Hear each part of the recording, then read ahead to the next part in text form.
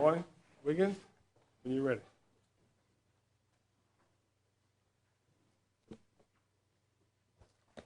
Good morning. May it please the court. I'm Bob Wiggins from Birmingham, and I represent the plaintiffs. The principal error we believe in this case. Can you speak up? I know that we're not very far. All right. The primary error we believe in the district court's decision was the court's decision not to follow the findings on the 27 promotions from 1999 and 2000 that this court made in the first appellate mandate in 2009. This court examined those 27 promotions and ruled that they should be included in the statistical showing of a general policy of discrimination. On remand, The brief said that they weren't in the record until 3 years afterwards. Not sure that's the correct reading of our brief. Those 27 promotions were put in 2000. Not to belabor the point, on page 20 of your reply brief, you say plaintiffs submitted those 27 forms the very first time the issue was raised below, which was not until September 11th, 2012, 3 years after this court's mandate. Oh, the underlying form. Yes, but the evidence was put in through the expert testimony in the expert report. It was listed as Exhibit 2 in the expert's deposition from back at the original submission. This entire issue was in front of the district court. Nucor never raised a question about those 27 promotions. It never raised a question about these 9 that were not part of the 27. It never contended that there were any of the 27 that weren't true promotions. The only thing they ever raised prior to the first appeal was that you shouldn't count them at all. This court ruled on that issue, and the district court was not free to then go behind that ruling and start picking at the 27, and particularly it couldn't do it on a clearly erroneous finding that these 9 that were questioned were part of the 27 to begin with. There's just no question that those 9 have nothing to do with the statistics in this case. They were not included within the statistics. If they had been, they were clearly promotions. They showed on their face they were promotions, and they would have increased the racial disparity, not decreased it. The district court did not find otherwise. So that we contend that's the primary error for the court not to follow a finding, a determination made in the first appeal that was as clear as that determination was. Now, secondly, we believe that this court's mandate is consistent with Walmart. The controlling case in this circuit on how to apply Walmart to a Title VII case is Scott versus Family Dollar. Scott says that Walmart still permits the plaintiff to establish a common issue and a predominant issue through either a disparate impact claim, which was called a biased testing claim, although testing includes criteria that act like a test. It doesn't have to be a pencil and paper test, or a pattern or practice that shows a general policy of discrimination. Walmart clearly says we can use either one of those. And the mandate in this case clearly held that we had sufficient evidence to cover both methods, a disparate impact method and a general policy of discrimination method, better known as a pattern or practice form of proof under Teamsters versus United States. Walmart specifically quotes and reiterates the Teamster standard. That standard holds that individualized questions are not at issue in stage 1 of a pattern or practice general policy of discrimination case. That you are not permitted to go into individualized questions at stage 1, because the question at stage 1 is whether the pattern or practice exists. whether the general policy of discrimination exists. That's the sole question at trial on the merits. If the answer to that question is yes, a general policy does exist, injunctive relief is entered at stage 1. The case is over with for that claim to injunctive relief. There is never any individualized evidence at any stage of the case. The second consequence of a stage 1 finding of liability, general policy, is a presumption that each class member was affected by that. It's a rebuttable presumption. But it carries into stage 2, where the defendant gets the opportunity and the plaintiffs get the opportunity to test the question of whether particular class members who file a claim, we don't even know who's going to file a claim or how many will file a claim at stage 2. But those that do, both sides will get a chance to then put on any individualized evidence. But that evidence is not relevant. It's not even permissible at stage 1. And that's why a Teamsters type claim, which Walmart permits, satisfies the commonality, and it creates a predominant issue under Rule 23b-3. It's predominant in the same way that the Supreme Court ruled last year in Amgen is predominant. And that is, if the answer to the question at stage 1 is no, there's no general policy, the case is over for the whole class. You don't break down into individual claims, the case is just over. And Amgen says when you have that type of situation where the answer to the common question covers everybody, it's either yes or no for everybody. There's either a general policy or there's not a general policy. Then Rule 23b-3 is satisfied. The commonality standard is satisfied. And that's what was found and determined in the first mandate. Where do you attack the trial court's predominance analysis? I was looking through your brief for a discussion of 23b-3, and I didn't really see it. We challenge. It sounds like you're challenging it through an analogous reach at the commonality issue, but I don't see a direct discussion of 23b-3.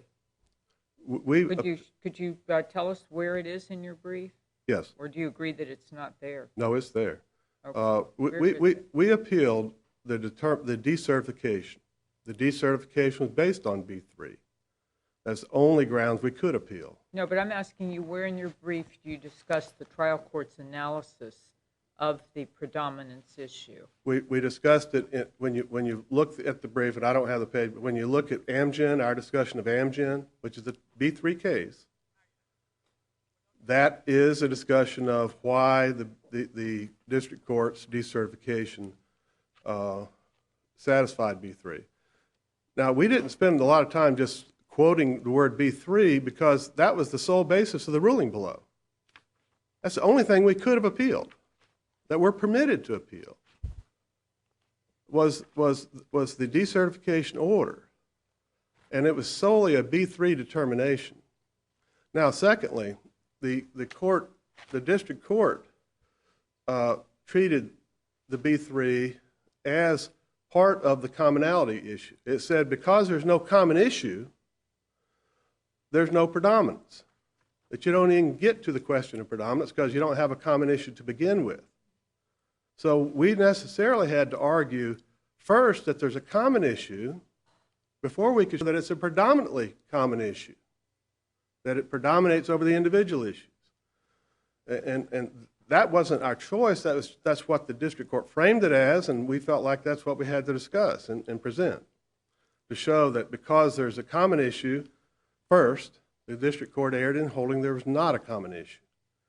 And then to show that that issue under Teamsters and under Amgen is predominant for the reasons I've given about stage 1 versus stage 2. This case, though, also fits exactly within the interpretation of Walmart and Comcast in the Scott versus Family Dollar case, because we also had claims of biased testing. We had statistics that fit the class exactly. The problem in Walmart was that they had a disconnect between regional statistics and local decisions. There was no such disconnect here. Here, the problem in Walmart was that they had 1 in 12,500 ratio of the anecdotal evidence. Here we had 1 in 8, which is, we had a little better than 1 in 8, which is what Walmart says is the model from Teamsters. We had evidence that the district manager, not the district manager, the department managers have input and control not just over the decisions in their department, but their input and their recommendation is necessary for you to move to another department or for someone from another department to move into that department.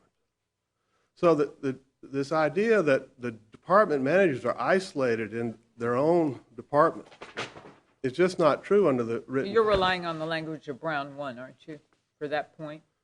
And also the written policy of the company, which says it flat out that the department managers have input in cross-departmental decisions, both coming into their department and going out of their department. So the idea that the department managers are isolated, unique, standalone entities is just not borne out by the record. You also have the hostile environment evidence, which is directly relevant to a pattern of practice of discrimination under Teamsters. And the district court found that that evidence was cross-departmental, not isolated to the beam mill. And you have also a plant-wide posting and bidding, a written plant-wide posting and bidding procedure in which employees don't just bid in their department, but they're posted plant-wide so they can bid across departments.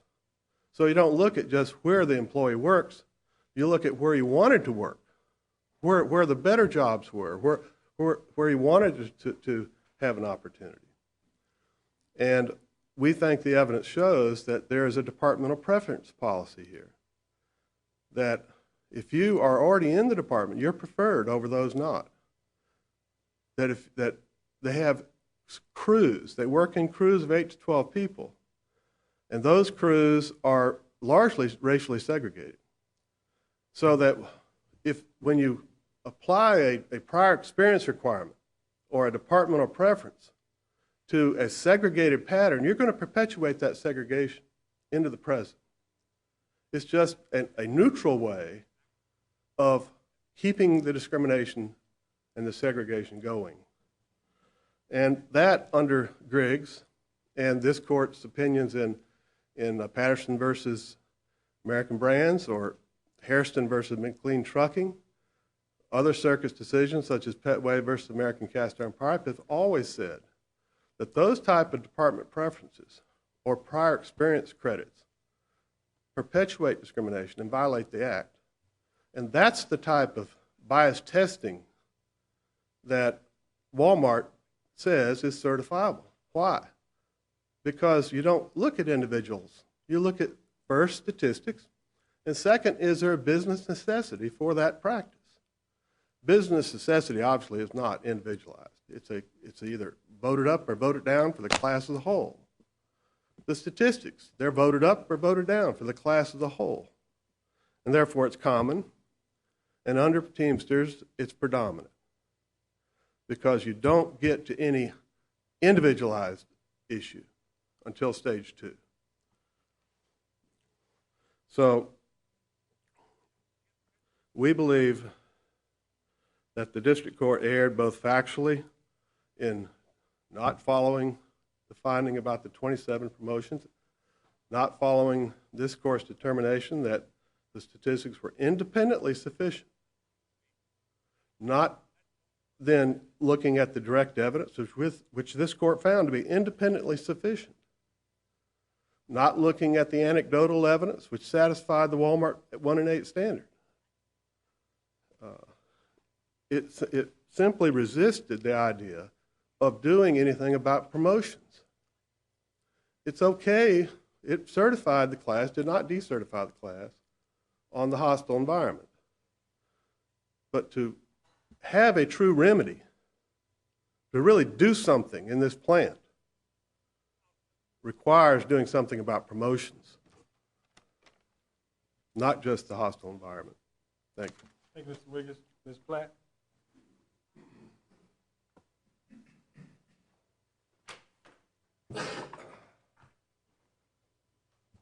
Thank you, and may it please the court. The trial court properly reconsidered class certification in light of Walmart for 2 reasons. First, this court embraced the then extant but now erroneous principle that discretionary decision-making alone is a common issue. And second, this court endorsed the then extant but now erroneous principle that courts at the certification stage may not examine the evidence in depth. As to the first issue, in ordering certification, this court stated that discretionary decision-making alone is a common issue. Well, of course, we now know after Walmart that a policy of allowing discretion is the antithesis. Counsel, that's not correct. Brown 1, we did not do that. We engaged in a process of looking at the evidence, and we did not say that alone was the basis of it. You're misreading Brown completely in that regard, but go ahead with your argument. Well, you stated it, so you then went on and stated other things, but there's no question you cited Lilly and other cases that are just... Absolutely we did, but also it clearly indicates the analysis that was done, an in-depth merit decision. Well, let's go through that. Let's go through that. Well, let me finish my question to you. Your broad statement about what we did is incorrect. Because we did cite cases where we talked about an in-depth merit review is not required. The merits, ultimately, if this case is tried, will be done so. But you're right, Walmart does require a rigorous, and we did so. Well, in that case, and it stated so. You may disagree with it. Matter of fact, I know you disagree with it. But don't state that we did something that we didn't do. Go ahead. All right. Well, I mean, we can read the decision together, but the bottom line is we know now that the centrality of this complaint is no longer valid after Walmart. The centrality of this which was complaint is that this is totally Walmart Walmart was a decision that really is an extension of Twombly in terms of it certainly heightened the pleading requirements, no question about it. But it did not outlaw class action cases in Title VII. It didn't do that. In this case, the central question is, at least as alleged, and we have to take it as true, the insidious discriminatory practice that maintained by Nucor. In terms on the loudspeaker, we've already determined that's plant-wide, and the district court did so. Okay, but we're talking, this is a promotions class. I know a promotion class, but the promotion class is based upon what the broad unifying and glue in this case. Right, and if there's 12,000 pages of a record here, and the court extensively reviewed it now twice, and on promotion decisions, no matter how you slice and dice the facts here, the court has found that there is not, as a whole, discrimination in promotion decisions that are spread throughout the company, that the evidence that this court cited in chapter and verse was confined 100% in toto to the beam mill. All the evidence the court cited. Now, that's not on the radio, which I have to say, the record says it's department by department radio. It's not a PA system. It is a plant-wide radio, but everyone, the beam mill has a different radio channel than the cold mill and the hot mill. Did this court find that it was unified in terms of it infected all 6 departments? Did this court on the hostile working environment, because they share a locker room, which has nothing to do with 55 separate managers making independent promotion decisions on discretionary criteria that widely varies from department to department. And the court found... But that's the thing. You're trying to put yourself in those Walmart cases where we're talking about gradations of whether or not a person may be qualified, how long they've been here. But this is a case that's clearly the only, as alleged, is that the practice was if you were black, you didn't get promoted. No, that's what's alleged. Okay, but let me, with all respect, say that's not true. The policy that's alleged is allowing discretion. They have allegations that, in our view, are inaccurate, but the allegations of discriminatory bias that's harbored by actual supervisors as opposed to coworkers is confined not exclusively, but by and large, to the beam mill. You're right. It is discretion because, in a sense, you have discretion, but the overriding practice is the only criteria for not getting promoted, for being harassed, is having black skin.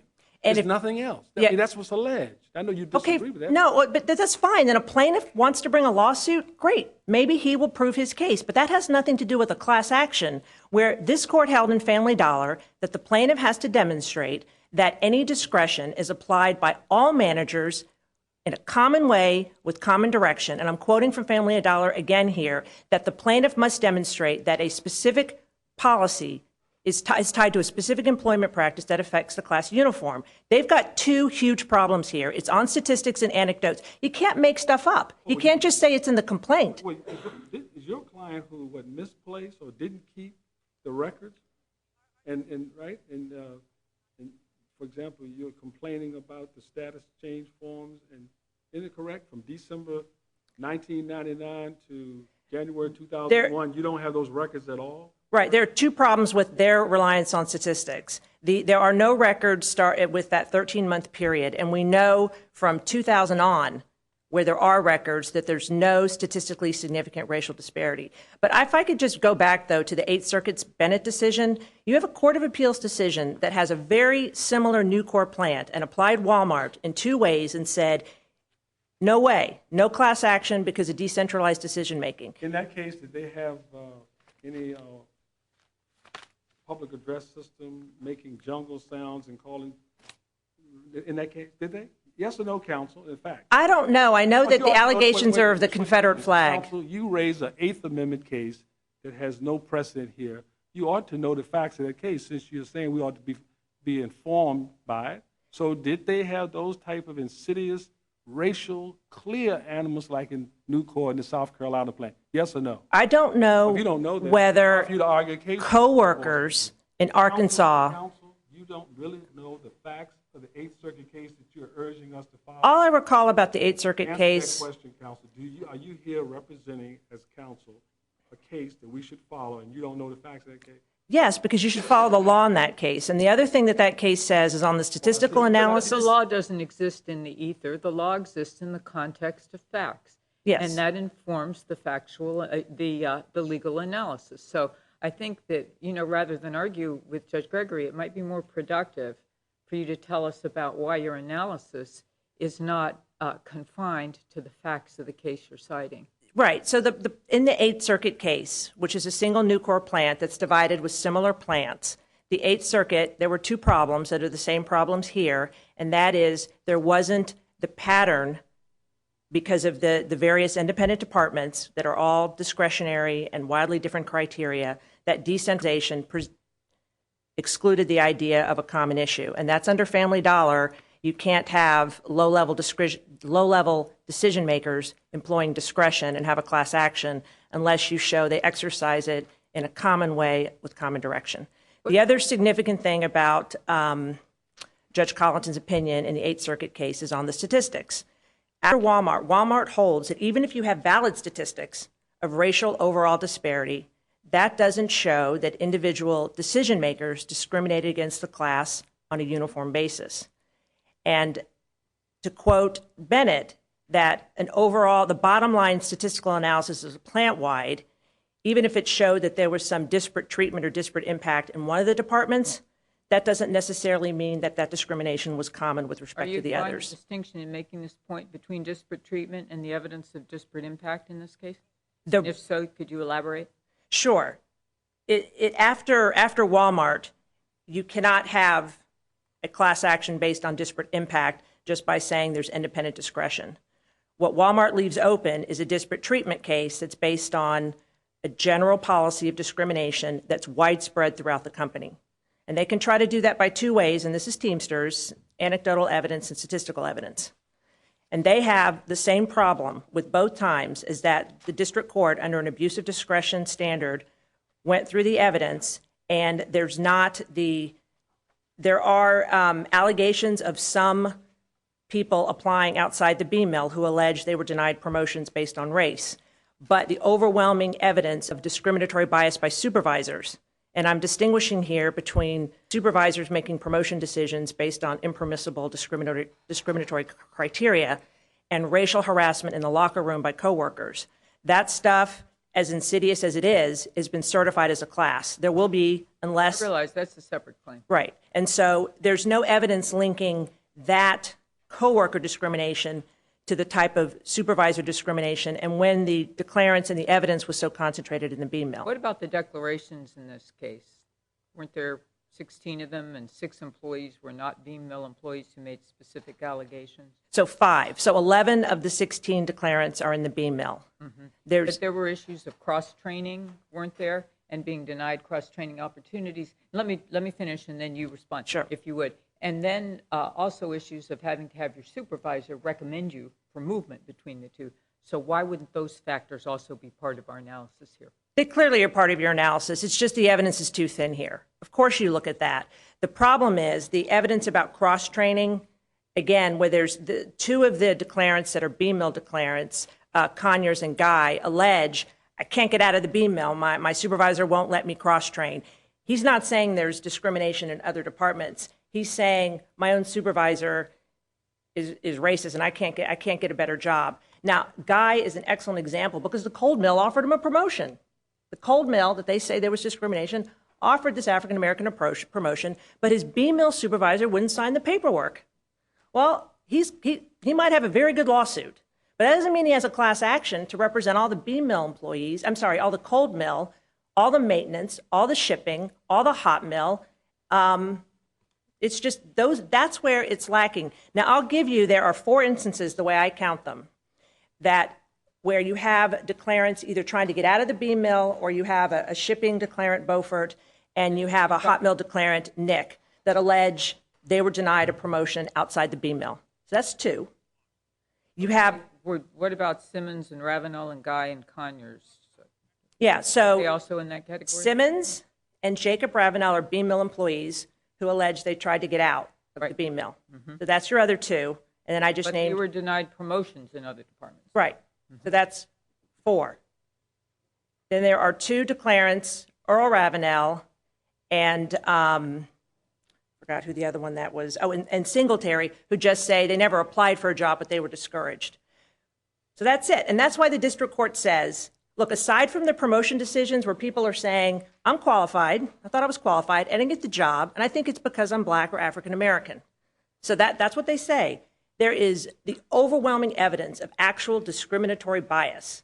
The really bad stuff is all in the beam mill. It's by Mr. Ferguson and 3 or 4 supervisors. And that's why the court said it's concentrated. Now, on the statistical analysis, if we can get past the mandate issue, and, well, actually, there's, again, 2 problems. Is it correct that in Nucor, before the EOC claim complaint, this plant had never had a black supervisor? No, and I'm so glad you raised that because Mr. Roberson is a he's a department manager of shipping. Mr. Roberson, he's African American. He was promoted before the lawsuit and before the EEOC complaint. And when was that? 2001. Or 2001. Was he the first 21st century? Well, the plant opened, the plant doesn't get off the ground till like what they said, 1999. Okay. So whether he was the first, second, or third, also Andre Porcher in the... in other words, the follow-through is whether he's the first, second, or third doesn't matter? Is that what you're going to say? No, the problem is that there's a misstatement that they had not hired an African American before the lawsuit. So if that, to the extent that that's a bad fact, it's not true. Okay, good. The other point is the supervisor, Andre Porcher, who's in the hot mill, also promoted before the March 2002 EEOC complaint. Now, that's a good example because the shipping is where Mr. Beaufort is. So you have, admittedly, you have mixed results in the hot mill. So that's what the court's saying. It is a massive record with declarations, depositions, affidavits. There is stuff in the beam mill that this district court said he would have certified a beam mill class. But he's having a problem saying, I cannot have the cold mill, the maintenance, the shipping, the hot mill, and I feel like I'm missing a department, all cast in with these people. I can also just talk about the statistics, because again, I think the anecdotal evidence, and unless you're going to go through these pages and somehow find an abuse of discretion, but the declarations, I'm taking them at the face value. The other thing I want you to keep in mind if you read them yourself is the court doesn't look at allegations of discrimination outside the relevant period. So there's examples of Mr. Butts and Robin Spann that allege discrimination, but they're either before the class period or they're in more recent time, which the court says is not relevant. If I could turn to the statistics, again, I think this court does have to address, it's not just the Bennett decision, it's the 10th Circuit in Tabor that says after Walmart, you can't just take a plant overall statistical analysis. You got to break it down and make sure, even if you have completely valid statistics, you can't take one department and assume that that's the same treatment as other departments. Walmart is such a different case from this case in terms of scope. Oh, sure. Nationwide, thousands of employees, untold numbers of stores. And what we've got, and this court round one did say this was a unitary operation. I mean, it rejected the attempt to compartmentalize very clearly. Hostile working environment for locker rooms and cafeteria. That people do not make promotion decisions in a locker room. No, I agree. No. Well, You're very naive. I'm not naive in that. This looks like a Make campus. Promotion decisions in other places other than, in fact, on the work. Unless it's a supervisor, sure. Oh, okay. All My right. coworkers may harass me all the time. It has nothing to do with how I'm getting promoted. Do they make the decisions on golf courses sometimes, do you think, in jobs? I've never been on a golf course. Oh, okay. Okay, You so, would- but- that's why you would make a statement that these decisions are confined to other. If the court had found evidence that the hostile working environment had a bearing on promotions, the other side can cite you that page. I don't see it. The other thing the other side has a problem with is that this court, the district court found, again, the promotion decisions, the discrimination, that's bad, is in the B mill. If I could just get back to the statistics on the problem here, is I think it is far from clear that this court intended to do anything beyond credit the statistical analysis at face value, because the court recognized that the dissent's critique of the evidence may very well discredit these statistics later. And we know after Walmart that later is too late. The court at the certification stage can actually peer into the reliability of the statistics. And the district court... But what about Walmart changed that? I mean, Walmart really speaks to the issue of discretion. It doesn't talk about re-examining. I mean, rigorous analysis was in the legal lexicon under long Falcon. before Walmart. Yeah, So it seems to me that what you're trying, I don't want to say trying to do, but what the defendant would like us to accept is the proposition that the legal analysis has totally shifted. It hasn't. We had the terms rigorous analysis before. Yeah, Judge Quinton, I really appreciate your question. It's a really good point. And the bottom line comes down to, do we think Walmart's a one-off, or do we think it's a sea change? And I think the district court was quite fair in saying, hey, Walmart just quotes a lot of stuff. It quotes Eisen, it quotes Falcone. These are... Well, it's obviously a sea change in discretion. But to what else? To what other extent? So what the lower courts have done, and they've done this even post-Walmart, in that Bennett case, in the Ninth Circuit, in Wang, and in the Tabor case, these are either single department or single plant sizes, 200 employees. Bennett was 100, and said, these cases look a lot different than those 3,400 stores, but we still discern these two overarching principles of Walmart, that you have to do a significant proof of commonality. I mean, you can say the same thing about Comcast. In a lot of ways, Comcast was simply error correction. It was and bringing it back a little bit. Yeah, but everyone thinks of Comcast as a sea change. But if you read Comcast, it just appears to be applying current law. And same way with Walmart. So the question is all the courts, district courts and courts of appeals, have said, whether it's a clarification or whether Walmart is just saying, hey guys, we really mean it. We said it before, but we really mean it. And we had some confusing language in Eisen. Who really knows? And it is true, Walmart was a colossal disaster with 1 million employees. But case after case have applied it to single facilities and even single departments. And on very similar facts, and I don't know about the plant-wide radio, but there's a district court decision on point that goes through all the allegations. But the promotion arguments are very similar, and the statistical analysis is very similar. If I could just go through the statistics on the district court, because I do think this is the kind of area where abuse of discretion screams quite loudly, because what the district court did, it found two very specific statistical problems. And I do want to point out about the lack of records, whether they were destroyed or not retained.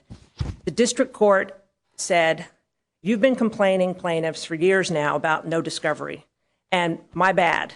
The Court of Appeals has told me I got to bend over backwards. Come to me with a discovery request. The whole oral argument here in 2009 was the plaintiffs saying, we need more discovery. The plaintiffs can ask for more documents. We are open to giving to that so they can try to come up with more reliable statistics. They complained they had such a small set of data pool to try to come up with this alternative benchmark. And even their experts said we need more documents. And so the district court said, look, your analysis today is fundamentally unreliable. It's inherently faulty. Try again. But he said, I'm open, even though it's been 10 years now, I'm open to more discovery.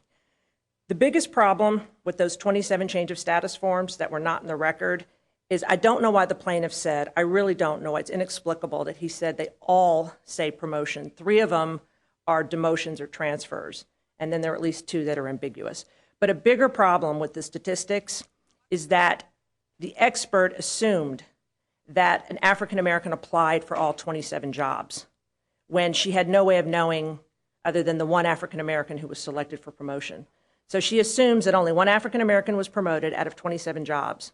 But her assumptions, and this is very, very key to understand, her assumptions are based, and again, the plaintiffs are really, really upset about it, from a data pool that Nucor gave them that was handpicked, pre-selected from a much larger data pool that ensured an African American applied for every job. So she took, in other words, she used an average taken from a data pool that exclusively was ensured that an African American applied and applied it to a data pool where it's not clear that any African American applied.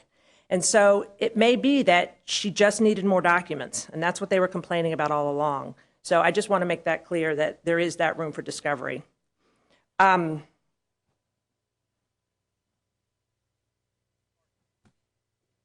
only other thing I'd want to comment is... That red light is not just a suggestion. Oh, I'm over. Oh, goodness. I am so sorry. But go ahead if you have something burning. Go ahead. No. I know you just ignored it. No. But go ahead, finish if you have something burning. Go ahead. Because I asked you a lot of questions. Go ahead. Go ahead and finish. You know what? Go ahead, counsel. I forgot what it was. I am so sorry. This light is confusing. I'm sorry. All right.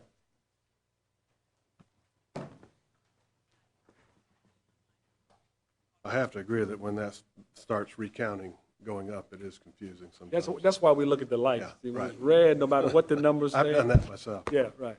I'm going to start with the last point first. The judge said in his decertification that we could come back to him for more discovery. We went back to him, and he wouldn't give it to us. Also, we've been at this for 10 years.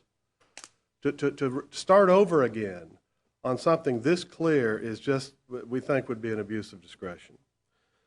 It was argued a moment ago that the problem with statistics is it assumes that people applied. Well, it has to be assumed. They destroyed the records of the bids. There's no way to know. They didn't offer any supervisors that could maybe remember. I doubt it. It's a completely bogus argument to say that the statistics are bad for the 1999 and 2000 period because a change of status forms don't show bids. That's right. They're not bid records. They destroyed the bid records. They want to confine this to the beam mill and pretend that the evidence is confined to the beam mill. It is not.